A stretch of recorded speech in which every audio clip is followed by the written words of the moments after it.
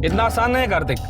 एक बार जुर्म साबित हो जाए तो सजा होना पक्का है। पर पापा अगर वो खुद ही मान ले कि उन्हें साइन को फौज किया है तो सजा कम तो हो सकती है ना। मुश्किल है।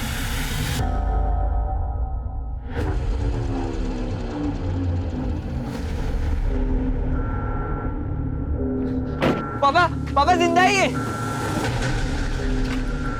बेटा ये तो मुकेश अग्रवाल है, 3+ बिल्डर वाले। क्या हुआ मुकेश? अरे मुकेश, अरे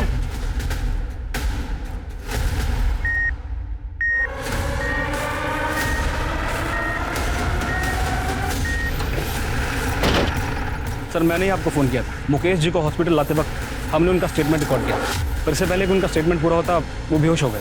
कहाँ है वो रिकॉर्डिंग? और हमें इंस्पेक्टर साहब कैसे हो गया ये सब कुछ? वो ठीक तो है? आप शांत हो जाइए, जरा मेरे साथ आइए। ये मुकेश जी ने अपनी रिकॉर्डिंग में कहा है कि उनके पार्टनर्स सुरेश और नलिन उन्होंने उन पर हमला किया है। हो सकता है बिजनेस से रिलेटेड कोई प्रॉब्लम हो। आप बता सकती हैं उनका बिजनेस में कोई प्रॉब्लम चल रहा था क्या? इंस्पेक्टर साहब, इन्होंने अपने बिजनेस के बारे में कभी मुझसे कुछ डिस्कस ही नहीं किया, और सच कहूं तो मैंने भी कभी उनसे पूछा नहीं। लेकिन ये सुरेश और नलिन, इनके साथ तो इनकी अच्छी पट्टी थी। जहां तक मैं जानती हूँ कोई प्रॉब्लम नहीं थी। कैसे कर सकते हो सर? डॉक्टर साहब, अब कैसे है वो? हम पूरी कोशिश कर रहे हैं। प्लीज सर एक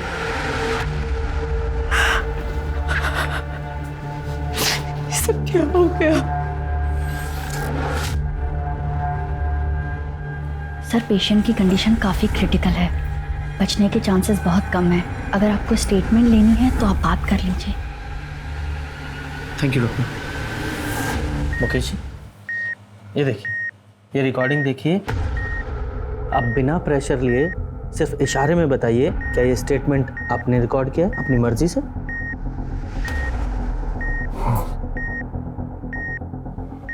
मतलब आपके पार्टनर्स सुरेश और नलिन, उन्होंने आप पर गोली चलाई? हाँ, मेरे पार्टनर ने गोली मारी और उन्हें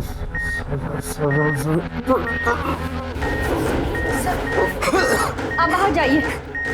नर्स बैग नीचे करो।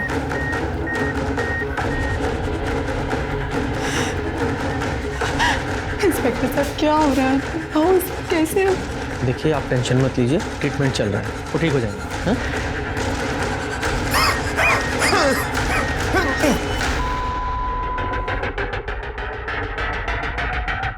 आई am sorry, he is no मी।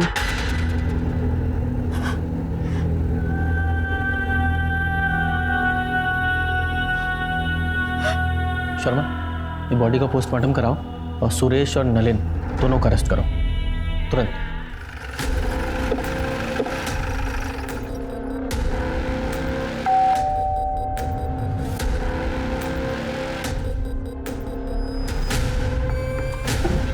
इतनी रात को कौन आया?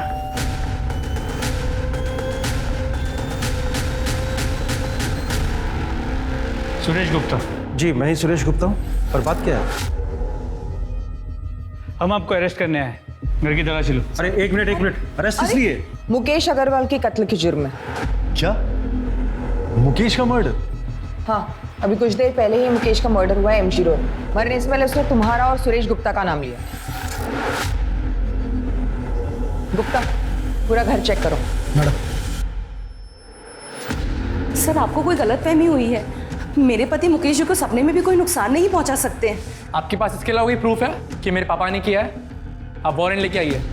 हमें हमारा काम पता है, इन्वेस्टिगेशन के बीच में बाधा मत डाली। मैडम पूरे घर की तलाशी ली, कुछ नहीं मिला, और घर में दूसरा कोई है भी नहीं। फैमिली कहाँ है तुम्हारी? मैं बैचलर हूँ, इसलिए अकेला रहता हूँ। चलो। क्या कर रही है?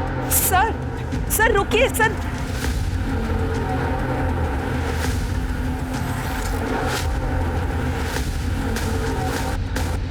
मुकेश का खून तूने किया ना? बोल। मैंने बताया ना, मैंने किसी का खून नहीं किया। ए, आवाज कम कर, झूठ बोल रहा है तू। वीडियो देखा ना तूने? मरता हुआ आदमी झूठ बोलता है क्या? हाँ, लेकिन सर ये कैसे पॉसिबल है? कल रात को मैं अपने बीवी बच्चों के साथ बर्थडे पार्टी में था। मेरे कजन के बेटे की बर्थडे पार्टी थी रेस्टोरेंट में। हमारे अलावा वहां 30 लोग और भी शामिल थे। आप चाहे तो उन सबसे पूछ सकते हैं। मैंने कहा ना मैं वहां नहीं था। आवाज नीची करके बात कर। अरे मैडम, मैं कल शाम 8 बजे से सुपर स्पेशलिटी हॉस्पिटल में था। मेरे पापा को हार्ट अटैक हुआ है। मैं रात में 1 बजे निकला हूं वहां से और सीधा अपने घर आया हूं। मैंने अपने क्रेडिट कार्ड से हॉस्पिटल की पेमेंट की है, आप चाहें तो चेक कर सकते हैं। मुकेश ने कहा था कि कंपनी का 10 लाख रुपया तूने हड़पा है, उसका क्या? पैसे हड़पने का तो सवाल ही नहीं होता सर। पैसे मैंने नहीं बल्कि मुकेश ने लिए थे, वो भी पूरे 10 लाख रुपए अपने दूसरे बिजनेस को बचाने के लिए। उसने कहा था कि वो 6 महीने में सारे पैसे लौटा देगा। इनफैक्ट उसने पोस्ट डेटेड चेक भी दिए थे और ये सारे पॉइंट उसने स्टैम्प पेपर में मेंशन किए थे। और तूने ऐसा क्या किया था मुकेश के साथ जो इससे भी बुरा था? सर मैंने कुछ नहीं किया है, इस बात की मैं कसम खा सकता हूँ। हम तीनों पिछले 15 साल से पार्टनर्स हैं और हमारे बीच में कभी झगड़ा तक नहीं हुआ है। इनफैक्ट हम तीनों तो हर सुख दुख में एक दूसरे के साथ कंधे से कंधा मिलाकर खड़े रहे हैं। बिल्डर हम पे दबाव बना रहे हैं कि ये कंपनी हम उन्हें सेल कर दें, तो तुम लोग अपने अपने शेयर निकाल लो। मुकेश हम पार्टनर्स हैं, हम इकट्ठा मिलकर फाइट करेंगे। हाँ मुकेश, हमें कोई नहीं तोड़ सकता।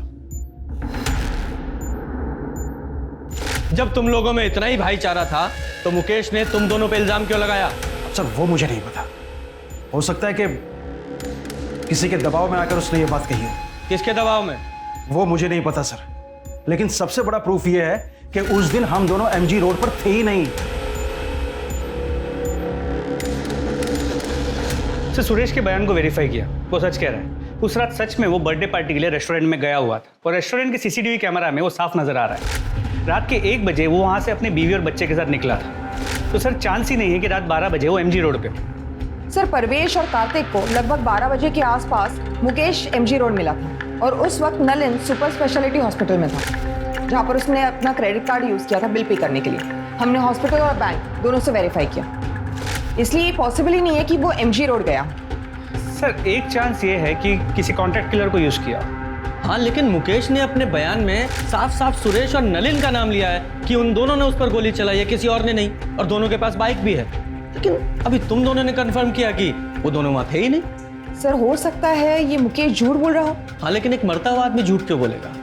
एक काम करो, ये परवेश और कार्तिक, इन दोनों की डिटेल्स निकालो और ये मुकेश की फैमिली के बारे में पता करो। आपस में इनमें कोई प्रॉब्लम चल रही थी क्या?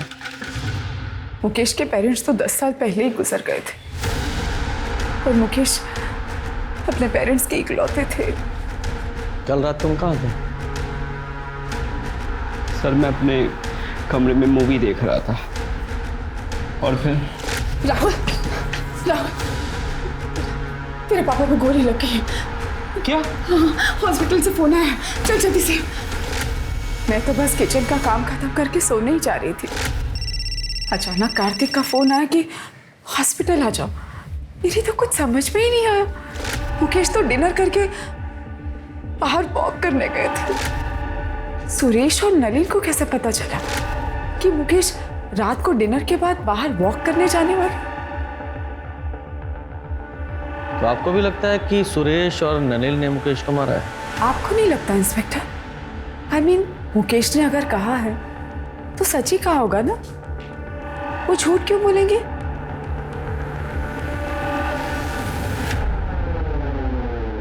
सर पोस्टमार्टम रिपोर्ट के हिसाब से मुकेश की मौत एक्सेसिव ब्लीडिंग की वजह से हुई है। सर करीब 10 फीट की दूरी से मुकेश के कंधे पे गोली चलाई गई और गोली की ट्रेजेक्टरी नीचे से ऊपर की तरफ है। सर हमने सुरेश और नलिन की स्टोरी वेरीफाई की और दोनों के कॉल रिकॉर्ड्स भी चेक किए। कॉल रिकॉर्ड्स में किसी हिस्ट्री शीटर या कॉन्ट्रैक्ट किलर का कनेक्शन नहीं निकला। सर शूटिंग का कोई आई विटनेस भी नहीं है और ना ही कोई सीसीटीवी कैमरा उस एरिया में है। रुको, आप ऐसे अंदर नहीं जा सकते। मैं 2 मिनट ही बात करना चाहती हूँ, प्लीज। इंस्पेक्टर साहब, मुझे पहचाना ना आपने? मुकेश की वाइफ। हाँ बोलिए। सर मैंने सुना है कि आप नलिन और सुरेश को छोड़ रहे हैं, क्या ये बात सच है? हेलो। हाँ छोड़ना ही पड़ेगा ना, क्योंकि मुकेश जी का स्टेटमेंट हमारी इन्वेस्टिगेशन के फैक्ट से मैच नहीं करता और उन दोनों के खिलाफ हमारे पास कोई पुख्ता सबूत नहीं है, इसलिए हम उन्हें ज़्यादा दिन कस्टडी में नहीं रख सकते। लेकिन सर आप भी जानते हैं खून हुआ है मेरे पति का। कुछ भी कीजिए, हाथ छोड़ रही हूँ आपके आगे। जिसने भी मेरे पति को मारा वो को मुझे इंसाफ चाहिए sir.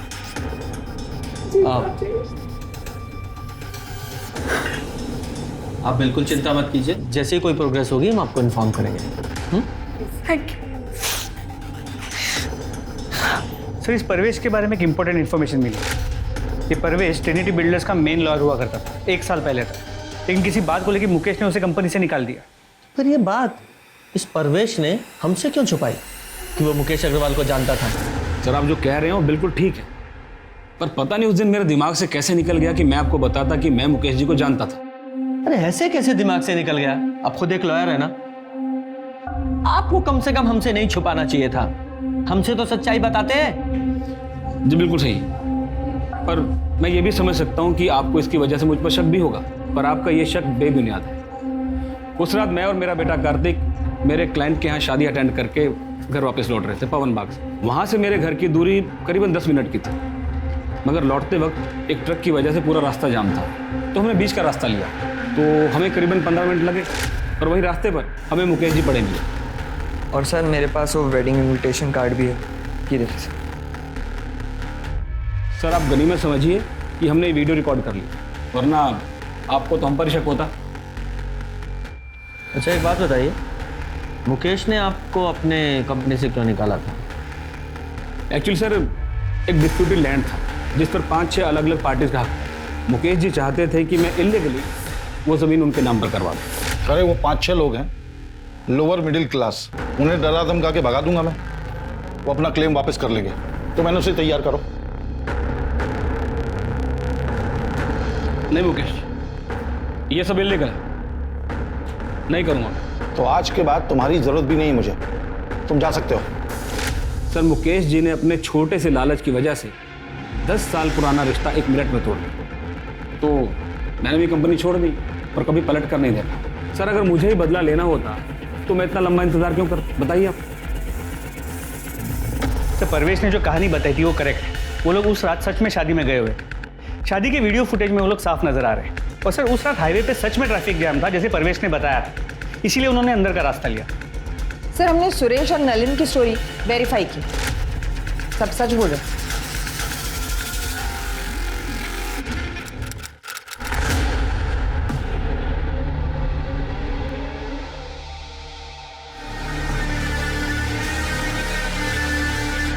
Hello police station. Pooja check करो सर। ये 2 बुलेट शेल हैं, इन एविडेंस बैग में डालो। सर एंट्री होल से लगता है कि क्लोज रेंज से 2 बुलेट चलाई गई। और सर शायद इस लड़की की कल या आज मौत हुई है। सर कपड़े देख के लगता है इसके साथ कोई का साइन तो नहीं है। और सर लड़की के पास से ऐसा कुछ नहीं मिला है जिससे इसकी शिनाख्त हो सके। बंगला किसका है? सर ये तो नहीं पता चल पाया है कि जगह काफ़ी सुनसान है। यहाँ से सबसे नज़दीक जो घर है वो भी 500 मीटर दूर है और वो भी बंद। आसपास की बस्ती में जरा पता करो ये बंगला किसका है। सर ये मोबाइल मिला है, दीवार के पास पड़ा था। हो सकता है ये मोबाइल इस लड़की का हो। इस मोबाइल को लैब में भेजो और अनलॉक कराओ। बॉडी को पोस्टमार्टम के लिए भेजो। सर जिस लड़की की बॉडी हमें मिली थी उसका नाम साक्षी व्यास है, और ये फ़ोन जो उस बंगले में मिला था अनलॉक हो गया। ये फ़ोन उसी का है। सर कॉन्टैक्ट लिस्ट में नाम देखिए। 3+ builders office, Mukesh Agrawal sir, Suresh Gupta sir, Nalin सुखाने। Mukesh Agrawal murder case? हाँ सर, और जिस बंगलों में हमें साक्षी व्यास की बॉडी मिली वो भी 3+ बिल्डर्स के नाम पर ही रजिस्टर्ड है। इन दोनों पार्टनर से फिर से मुलाकात करनी पड़ेगी। जी हाँ, हम साक्षी को जानते हैं, हमारे यहाँ अकाउंट डिपार्टमेंट में काम करती है। मर्डर हुआ है उसका, वो भी आपकी कंपनी के बंगले में। क्या मर्डर हो गया? जी। लेकिन कल तो वो ऑफिस आई थी, आज नहीं आई, तो हमें लगा कि शायद अपनी माँ की देखभाल के लिए छुट्टी ले ली होगी। साक्षी की माँ नूतन बीमार रहती है, वो अपने बिस्तर से उठ तक नहीं सकती है। अच्छा एक बात बताइए, उसे कोई परेशान वगैरह तो नहीं कर रहा था? नहीं। उसका कोई अफेयर वगैरह? नहीं ऑफिसर, ऑफिस में तो ऐसा कुछ नहीं था। और वो बाहर क्या करती है वो हमें नहीं पता, लेकिन हाँ व्यवहार में अच्छी थी और काम भी अच्छा करती थी। उसके घर का एड्रेस दीजिए और हाँ, आपके स्टाफ से पूछताछ करनी है। हाँ श्योर। साक्षी ने अपने पर्सनल लाइफ के बारे में कभी आपसे कोई बात की है? नहीं सर, वो अपने आप में रहती थी, कभी किसी से ज़्यादा घुलती मिलती नहीं थी। साक्षी के बारे में हम ज़्यादा कुछ नहीं जानते सर।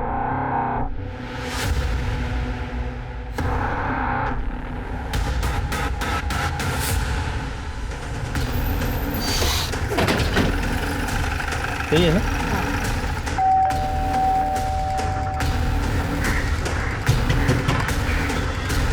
क्या हुआ सर? वो हमें साक्षी की माँ से मिलना है। नूतन जी तो बिस्तर पे है और उनकी बेटी साक्षी ऑफिस में होगी। क्या बात है इंस्पेक्टर? साक्षी का मर्डर हुआ। क्या? हे भगवान, नूतन जी का क्या होगा? साक्षी तो कितनी प्यारी बेटी थी। मेरे पास इमरजेंसी चाबी उन लोगों ने देके रखी है, मैं अभी लेके आती हूँ।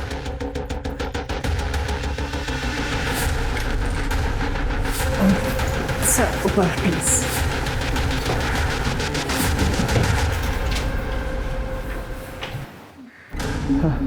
गुप्ता, डॉक्टर को फोन करो। सर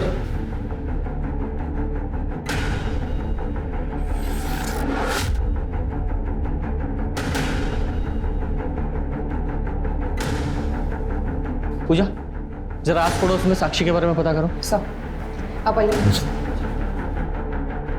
भगवान साक्षी जैसी बेटी सबको दे। इतना साल से उसकी माँ बीमार रहती थी कि 3 साल पहले उन्होंने बिस्तर ही पकड़ ली, पर साक्षी, उसने कभी हिम्मत नहीं हारी। मैंने तो साक्षी से कहा भी था कि अपनी माँ को ओल्ड एज होम में शिफ्ट कर दी। माँ की सेवा मेरे जैसे और कौन करेगा रंजना आंटी, और जब तक मैं हूँ मैं किसी और से माँ की सेवा क्यों करवाऊँ? क्या साक्षी को कोई परेशान करता था, या फिर किसी से लड़ाई हुई हो, या फिर उसका कोई अफेयर वगैरह? नहीं मैडम, हमारा मोहल्ला तो बहुत सेफ है और साक्षी को नूतन जी की सेवा और उसकी नौकरी में से फुर्सत ही कहाँ मिलती थी जो वो कोई अफेयर करे। तो इसका मतलब ये साक्षी एक आइडियल बेटी थी, एक अच्छी पड़ोसी भी थी। हाँ सर, मेरी राजीव सर से भी बात हुई। उन्होंने कहा कि साक्षी ऑफिस में भी बहुत अच्छे से काम करती है। सर लेकिन अजीब बात यह है कि साक्षी के ऑफिस में साक्षी के बारे में किसी को कुछ भी नहीं पता, और उससे अजीब बात यह है कि साक्षी के बैंक अकाउंट में कभी भी 3+ बिल्डर्स से कोई पेमेंट रिफ्लेक्ट नहीं हो रही। हाँ लेकिन हमने जब बैंक स्टेटमेंट चेक किया तो एक पेमेंट आई थी जो मैटरनिटी क्लिनिक को की गई थी। जरा पता करो ये पेमेंट क्यों की गई थी। जी मैम, 2 महीने पहले साक्षी व्यास ने यहाँ पे अबॉर्शन करवाया था। कंसर्न किसने दिया था? उसकी मदर नूतन व्यास, जो उसको यहाँ पे अबॉर्शन के लिए लेके आई थी। सर मैंने हॉस्पिटल का सीसीटीवी फुटेज चेक किया। जो औरत साक्षी के साथ अबॉर्शन के लिए गई थी वो 3+ बिल्डर्स के ऑफिस की एक एम्प्लॉई है, उसका नाम ज्योति है। ये तुम लोगों की कंपनी में चल क्या रहा है? साक्षी एम्प्लॉय थी ना आपकी, फिर उसके बैंक अकाउंट में एक भी सैलरी डिपॉजिट क्यों नहीं हुई? आप सही कह रहे हैं सर, हमारे पास उसकी सैलरी का कोई रिकॉर्ड नहीं है, क्योंकि उसे सारी पेमेंट कैश में होती थी। क्यों? क्योंकि साक्षी का पूरा पैसा उसकी माँ की दवाइयों और उसके इलाज में जाता था। तो उससे क्या? वो इसलिए कि साक्षी नहीं चाहती थी कि उसकी सैलरी का एक भी पैसा टैक्स में कटे। अच्छा, कमाल की कंपनी चला रहे हैं आप लोग। मतलब एक एम्प्लॉय के लिए सारी कंपनी के रूल आप ताक पर रख देंगे। आइए, ये आप ही के एम्प्लॉय है ना? ये मोहतरमा साक्षी के साथ हॉस्पिटल गई थी उसकी माँ बनके उसका अबॉर्शन कराने के लिए, जबकि साक्षी का कोई बॉयफ्रेंड तक नहीं है। सीधे सीधे और साफ साफ बताइए ये चल क्या रहा है आप लोगों की कंपनी में? बोलिए। मुकेश ने हमें बताया था कि उसका साक्षी के साथ अफेयर है, इसलिए साक्षी ने जब कैश पेमेंट की बात की तो हम दोनों मना नहीं कर पाए। सर हम सच बोल रहे हैं, हम दोनों आपसे कुछ नहीं छिपा रहे। ये मुकेश मर्डर केस की इन्वेस्टिगेशन के दौरान ये एंगल तब सामने नहीं आया था। सर साक्षी की पोस्टमार्टम रिपोर्ट के हिसाब से उसकी मौत 4 मार्च को 4 से 6 बजे के बीच हुई, और सर 2 बुलेट्स फायर की गए जिसकी वजह से उसकी इंटरनल ऑर्गन्स डैमेज हुए और उसकी मौत हुई। और सर बैलिस्टिक रिपोर्ट के हिसाब से जिस गन से साक्षी को मारा गया था उसी गन का इस्तेमाल हुआ था मुकेश को मारने के लिए भी। मतलब साफ है कि साक्षी और मुकेश मर्डर केस आपस में कनेक्टेड हैं। हमारे पास जितने भी एविडेंस है मुकेश मर्डर केस के वो सारे इकट्ठा करो। हम मुकेश मर्डर केस को रीओपन करने के लिए कोर्ट में एप्लीकेशन दे रहे हैं। सर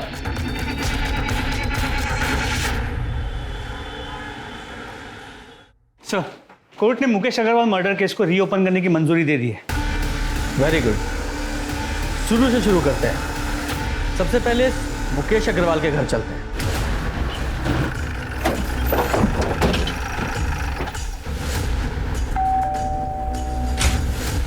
अलका अग्रवाल से मिला? नहीं है, बाहर गई है। तुम कौन हो? नीति अग्रवाल, मुकेश अग्रवाल की बेटी। लीजिए, आ गई आपकी अलका मैडम।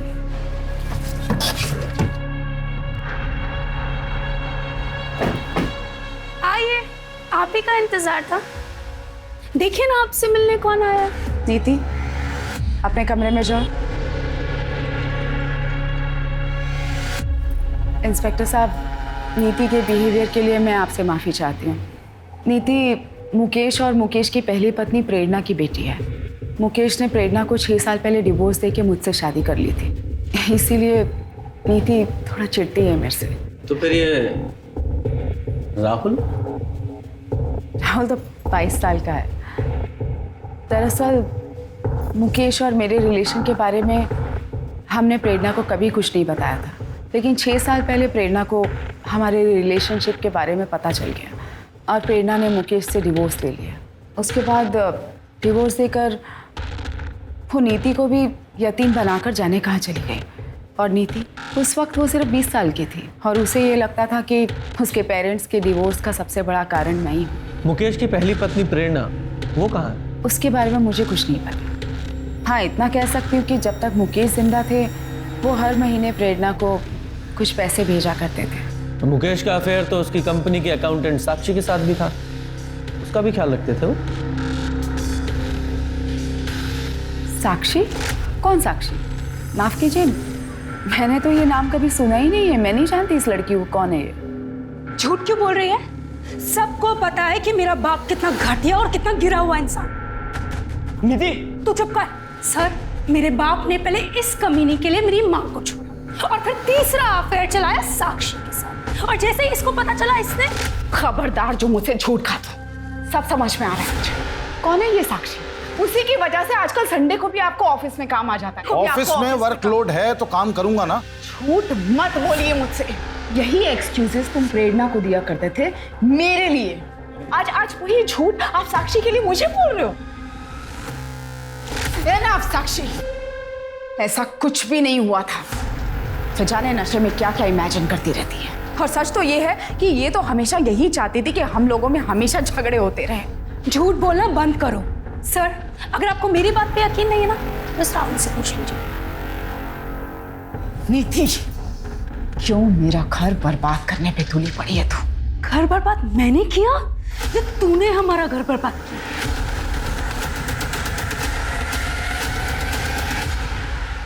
सर, मानना पड़ेगा, बड़ी अजीब फैमिली है। शर्मा, इस राहुल और इसकी मालका दोनों पे नजर रखो, और साथ ही इस नीति पर भी, क्योंकि हो सकता है इस नीति ने नफरत, लालच या फिर नशे में ये सब किया हो। इस नीति की CDR लोकेशन और कॉन्टैक्ट डिटेल्स निकालो, जरा पता करो ये नीति मुकेश के मर्डर वाली रात को कहाँ थी, क्योंकि हो सकता है कि नीति और उसकी माँ प्रेरणा ने मिलकर ही मुकेश को मारा हो। तो इस प्रेरणा से भी मिलना पड़ेगा। साहब, नीति मेरे करीब कभी थी ही नहीं। उसे बिल्कुल पसंद नहीं था कि उसे कोई रोके टोके या उसे ये बताए कि उसे क्या करना है क्या नहीं करना है। यहाँ तक कि उसकी माँ भी नहीं, यानी कि मैं। जब मुकेश ने मुझे छोड़ा तो नीति के इसी बिहेवियर के कारण मुझे नीति को छोड़ना बहुत आसान हो गया था। आपको मुकेश अग्रवाल के मर्डर के बारे में पता है? साहब, ये कैसी बातें कर रहे हैं आप? ऑफ कोर्स पता था। मुकेश की मौत की खबर महीनों तक टीवी पे चली थी, और मेरे लिए तो मुकेश उसी दिन मर गया था जिस दिन उसने अलका के लिए मुझे छोड़ा था। लेकिन साहब, मैंने मुकेश को एक ही शर्त पर डिवोर्स दिया था कि नीति की जिम्मेदारी अब उसकी जिम्मेदारी रहेगी। पर आज मैं एक बिजनेसमैन करण शर्मा की पत्नी हूँ। मैं अपने पास्ट को भूल चुकी हूँ साहब। मेरे पास्ट से मुझे कोई लेना देना नहीं है। सर, साक्षी को मारने का मोटिव अलका के बेटे राहुल के पास था, लेकिन साक्षी और राहुल के बीच में कांटेक्ट हुआ हो ऐसा कोई लीड हमें मिला नहीं। नीति के कांटेक्ट लिस्ट में ज़्यादातर नंबर्स ड्रग पेडलर्स के। हमें ऐसा लगा कि शायद नीति ने उनका इस्तेमाल किया होगा मुकेश को मारने के लिए, लेकिन ऐसा भी कोई सबूत नहीं मिला। और ये सुरेश और नलिन, इनका क्या? नहीं सर, साक्षी के मर्डर के वक्त इन दोनों की मोबाइल की लोकेशन बंगले के पास की नहीं थी। सर, कहीं है कि इस मुकेश मर्डर केस की तरह ठंडा ना बढ़ जाए। सर बंगले के पास वाले घर में एक विधवा रहती है, नारायणी। उसने पहले भी 1-2 बार साक्षी को उस बंगले में आते हुए देखा था उसके बॉयफ्रेंड के साथ। नारायणी का कहना है कि लड़के की और साक्षी की उम्र लगभग बराबर की होगी, लेकिन वो कह रही थी कि दोनों में बहुत झगड़े होते हैं और शायद 4 तारीख को जिस दिन साक्षी का मर्डर हुआ उस दिन भी उनकी लड़ाई हुई होगी। बेहतर होगा कि तुम ये जॉब छोड़ दो। और छोड़ दो क्या, तुम्हें ये जॉब छोड़ना ही पड़ेगा। मैं नहीं छोड़ूंगी, तुम्हें जो करना है तुम कर लो। तुम ये बिल्कुल अच्छा नहीं कर रही हो। आजकल के बच्चे कितने लड़ते हैं। कहीं ये लव एंगल तो नहीं है? नारायणी ने उस लड़के की शक्ल देखी? हाँ सर। स्केच बनवाओ सर। और शर्मा, तुम साक्षी के कॉल रिकॉर्ड चेक करो, उसमें पता करने की कोशिश करो ये साक्षी किसी लड़के के रेगुलर टच में थी क्या? Sir excuse me. हेलो, ठीक है सर, नूतन व्यास को होश आ गया है, मुझसे बात कर सकते हैं। Very good.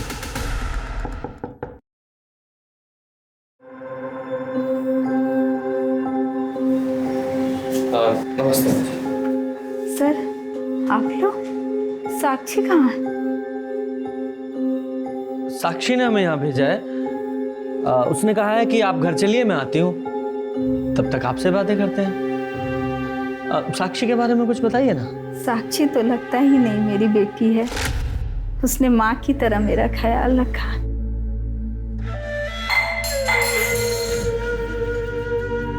माँ, आप क्यों परेशान हो रहे हो? मुझे बोल दिया होता। ऐसा लगता है मैंने नहीं, उसने मेरी परवरिश की। उसने मुझे कभी अकेला नहीं छोड़ा। उसके रहते मुझे अपने स्वर्गवास पति की कभी याद नहीं आई। बहुत ही खुश मिजाज, जिंदा दिल और हंसमुख है मेरी बेटी, लेकिन उन दोनों कमीनों ने मेरी बेटी की जिंदगी बर्बाद कर दी। किन्होंने? उसके मालिक मुकेश और सुरेश ने मेरी फूल सी बच्ची के साथ जो किया, भगवान करे मेरी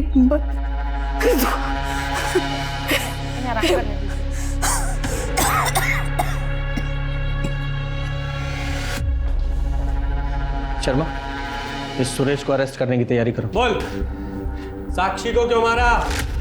नहीं मारा मैंने साक्षी को। ये ऐसे नहीं बताएगा, जरा इसकी और खातिरदारी करो तब बताएगा। नहीं सर, मैं मानता हूँ कि उस दिन जब मैंने साक्षी और मुकेश को साथ में देखा था तो मेरी नीयत खराब हो गई थी। बस मुझे लगा जब वो मुकेश के साथ सो सकती है तो फिर मेरे साथ क्यों नहीं। इसलिए एक दिन मैंने उसे किसी काम में उलझाए रखा, और जब सब ऑफिस से चले गए और उसके और मेरे अलावा ऑफिस में कोई नहीं बचा, तब सर ये मैंने आउटस्टैंडिंग अमाउंट की डिटेल्स मेल कर दी हैं। सर मैं निकलती हूँ। अरे रुको, इतनी जल्दी क्या जानेगी?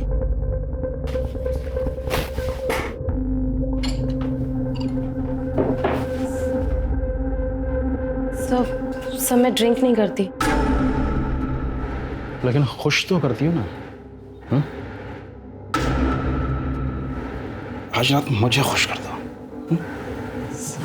क्या कहती हो? सर मैं मानता हूं कि मैंने साक्षी का कई बार फायदा उठाया है, लेकिन मैंने उसे नहीं मारा है सर। एक मजबूर लड़की को उसकी माँ की बीमारी का बहाना बनाकर तूने ब्लैकमेल किया। भले ही ये कंफर्म नहीं हुआ है कि साक्षी को तूने नहीं मारा, लेकिन ये कंफर्म है तूने उसे एक्सप्लॉइट किया। नहीं रखो इसे।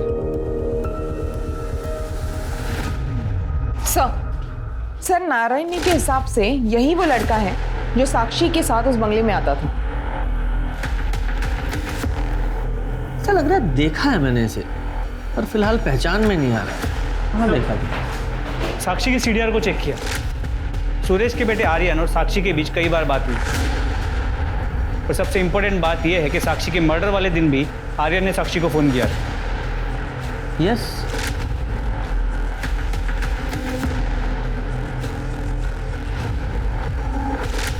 ये आर्यन है। शर्मा ये देखो इसका हेयर स्टाइल। आर्यन ही वो लड़का है जो साक्षी से मिलने वो कंपनी के बंगले में जाता था।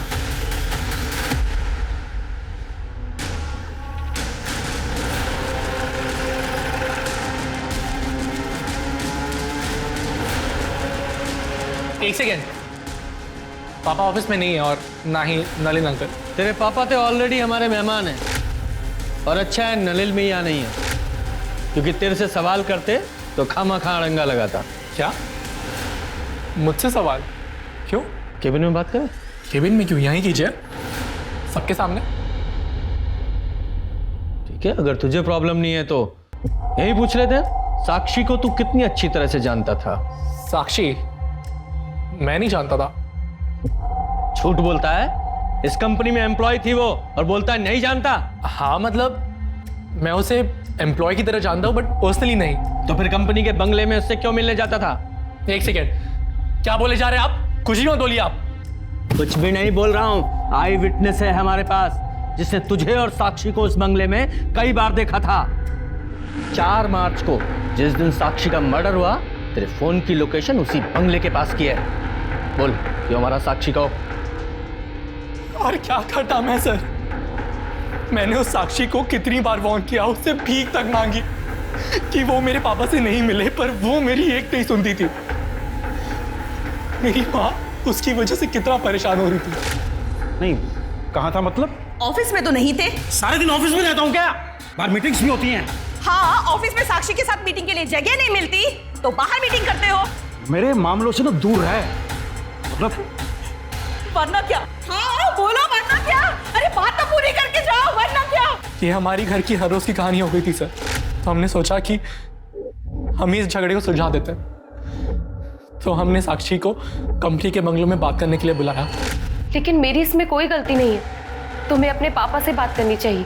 मैं बेवकूफ नहीं हूँ। ये घटिया काम करके तुम अमीर बनना चाहती हो ना? मैं तुम्हें मेरी फैमिली बर्बाद नहीं करने दूंगा। बेहतर होगा कि तुम ये जॉब छोड़ दो। और छोड़ दो क्या, तुम्हें ये जॉब छोड़ना ही पड़ेगा। मैं नहीं छोड़ूंगी, तुम्हें जो करना है तुम कर लो। तुम ये बिल्कुल अच्छा नहीं कर रही हो। लेकिन मेरे लिए यही अच्छा है। मैं तुम्हें तुम्हारी माँ की लाश के लिए पैसे दे दूंगा, लेकिन तुम बस मेरे पापा का पीछा छोड़ दो बस।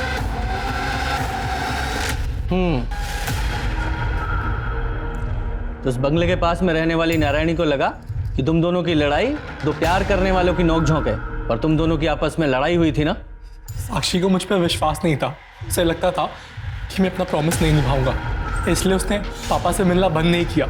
दिन पे दिन मेरे घर के हालात और खराब होते जा रहे थे। तो फाइनली मैंने गन का सहारा लिया। गन कहां से मिली? पापा की कार की सीट से। मुकेश अंकल की मौत के अगले दिन जब मैं हर रोज की तरह जॉगिंग पे जा रहा था, पापा बहुत गुस्सा होते अगर उन्हें मालूम पड़ता कि मैंने उनकी गन छुई है। इसलिए मैंने सोचा कि मैं उन्हें बताऊंगा ही नहीं। इसलिए पापा के डर से मैंने उस गन को सेफ जगह छुपा दिया। लेकिन सर स्ट्रेंजली पापा ने कभी उस बारे में जिक्र ही नहीं किया। कभी कभी तो मेरा मन करता था कि मैं पापा को ही मार दूं मैं, लेकिन पापा को मार के मेरी माँ को विधवा बना के सर मेरी प्रॉब्लम सॉल्व नहीं होती। तो मैंने फाइनली सोचा कि मैं एक आखिरी बार साक्षी को मिलता हूँ, और हम फाइनली 4 मार्च को 6 बजे मिले। मैं अंदर नहीं जाऊंगी, तुम्हें जो बोलना है यही बोलो, और मैं इस जगह दोबारा नहीं आऊंगी। ठीक है, तो इसे मेरी फाइनल वार्निंग समझ ले और मेरे बाप से मिलना छोड़ दे। तो तू अपने बाप से क्यों नहीं बोलता कि वो मेरा इस्तेमाल करना छोड़ दे? मैं नहीं बोल सकती क्योंकि वो मेरी जरूरतें पूरी करता है और मैं उसकी। चुप हो जा, झूठ बोल रही है तू। तूने फंसाया मेरे बाप को, पैसों की भूखी है तू। तो अपने बाप से जाकर पूछना, हो सकता है तेरी माँ को ऐसे ही फंसा के लेकर आया हो और तेरी माँ ने भी उसके साथ पैसों के लिए शादी की हो। सर मैं किसी गन के बारे में कुछ नहीं जानता हूं, मेरे पास कोई गन नहीं है। झूठ मत बोल। तेरे बेटों को तेरी गन तेरी कार में से मिली थी, और फॉरेंसिक से ये साबित हो चुका है कि वो वही गन थी जिससे मुकेश को मारा गया था। अब झूठ मत बोल और सच बता। मैं सच बोल रहा हूं सर, मुझे नहीं पता कि मेरी कार में गन कहां से आई। सर अगर आप मुझे मारना चाहते हैं तो मार दीजिए, लेकिन मैं सच कह रहा हूं, मुझे नहीं पता कि गन कहां से आई।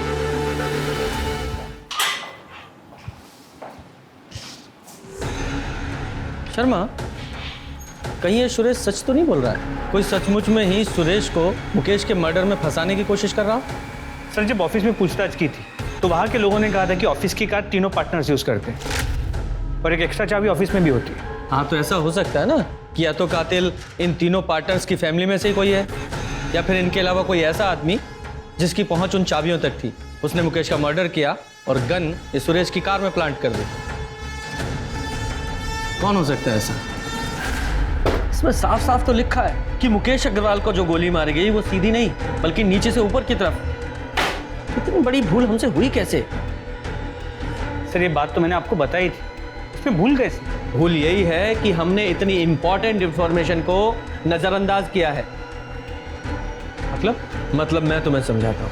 मुकेश अग्रवाल की हाइट 6 फीट की थी और पोस्टमार्टम रिपोर्ट के हिसाब से उसे लगभग 10 फीट दूर से गोली मारी गई और गोली की ट्रैजेक्टरी नीचे से ऊपर की तरफ थी।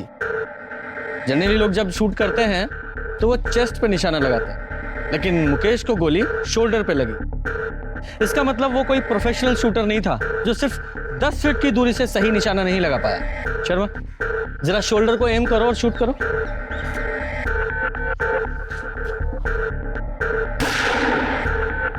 Very good. गुप्ता, अब तुम वहां जाओ और शोल्डर को एम करके शूट करो। सर।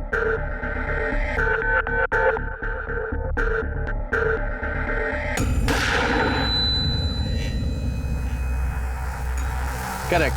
शर्मा, जरा इधर आओ। ये देखो, ये वो टारगेट है जो तुम्हारी बुलेट से हिट हुआ। वो एकदम सीधी बॉडी के पार हुई है और गुप्ता ने जो शोल्डर पे गोली शूट की उसकी ट्रैजेक्टरी नीचे से ऊपर की तरफ। मतलब जिसने भी शूट किया है उसकी हाइट मुकेश की हाइट से काफी कम थी। गुप्ता, तुम्हारी हाइट कितनी है? सर मेरे 5 फुट 8 इंच।